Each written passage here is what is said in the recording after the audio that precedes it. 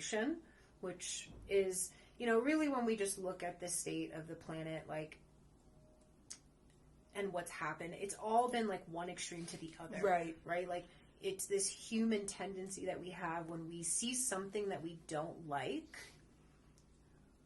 because we live in a world of projection, and what we see that we don't like or triggers us or we don't agree with it or whatever, we then just decide to do the complete opposite as a way to either rebel against what we see that we don't like, or as a way to be like, oh, this bothers me and I don't want to be part of it and I don't want to be that way, so I'm going to do the opposite. And so then we have now a world of extremism. I mean, it was, oh my God, what was I reading? I was reading it the other day, and now I can't fucking remember, but it was someone like just talking about how it was a commentator who was saying that it's become to the point between Democrats and Republicans that each one will just do the complete opposite of what the other one wants. This person was specifically commentating on Democrats, but it works both ways. And seeing, what the other side wants and likes, and just wanting to go to the opposite extreme, just for the fuck of it. Like, not even because that's probably really what most people, I don't feel most people even know what they believe anymore.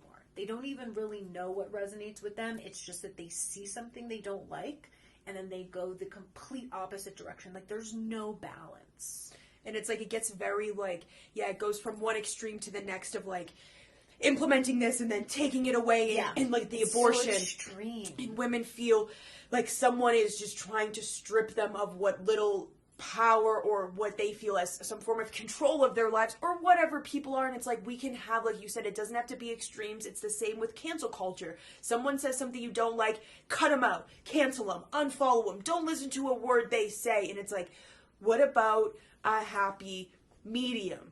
And it's like you said with like Democrats and Republicans. Democrats support abortion. Naturally, Republicans will do the opposite. Republicans support this. Democrats will do the opposite. And it goes that way. And it's like, when are we going to realize as a society that coming in the middle and like really feeling into like what everybody wants to do and not letting a side or an extreme pick that behavior, that is also why we get extreme lash outs or extreme behavior such as protesting that turns violent, people getting upset, people freaking out on the internet and demanding change, and until it changes they're not gonna, do XYZ. Like, we have promoted that society where people don't feel like they can get their voice heard unless they also act in an extreme way as they're also being treated, you know?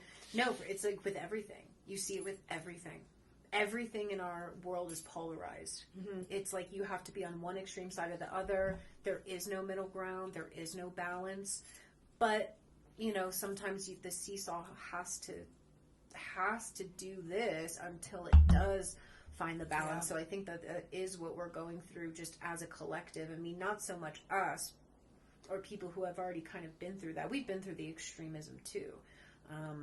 I would say that kind of sums up all of our personalities. Like, we're very extreme people. I think you have to be, in a way, to make it through the ascension. You have to be a little extreme and, a little hard-headed.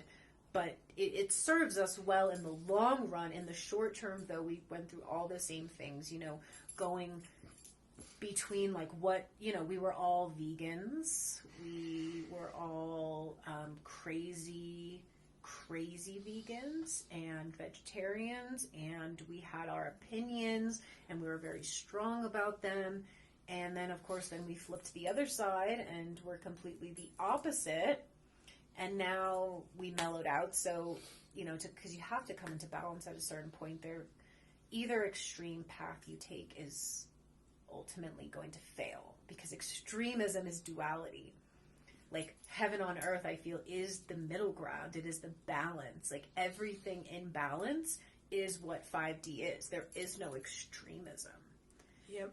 And I feel like that energy, like how society or the energetics of like what the cabal have wanted to, stir the pot with society, whatever, like to rile up these extreme emotions is like they'll trigger the extreme feminine, the extreme emotional side, and then what does it cause? An extreme lash out of some type of behavior, which is the masculine energy, and that's how they take advantage of us on an energy, you know what I mean? Like, they can manipulate us in a, you know, on an emotional level to get us, you know, for people to react the way that they want them to an extreme situation or something happening out there. Like, they will trigger it through extreme emotion and make then people feel the only way to deal with this extreme emotion they're feeling, and it's all this lower stuff, is to act out, to do something about it, which turns into extreme external behavior. Yeah. And it's like, we've, you know, for everybody that's woken up, it's like it's been coming into that balance. And it's the same with people that are awake. We went from one extreme to awake, seeing this dysfunction, being this extreme way of trying to help people or shove it down people's throats, having to go the other way to find this middle ground of how to connect to people of all different consciousnesses. And I feel seeing this extreme in society that's always been there, but more so in the last few years that we've been through this huge awakening, is that teeter-totter, like you said, of like just a lot of hatred in society.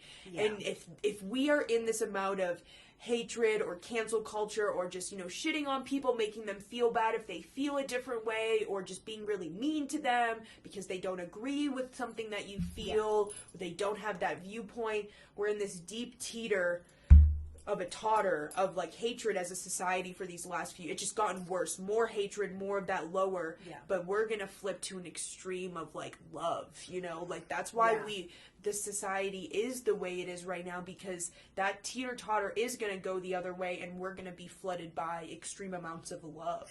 Yeah, but, I mean, without extremism, you don't have change. So that's the other part of it, is like, without those extreme catalysts, you don't grow. Yeah. Not in this realm. You need to be faced with challenges to grow. Yeah.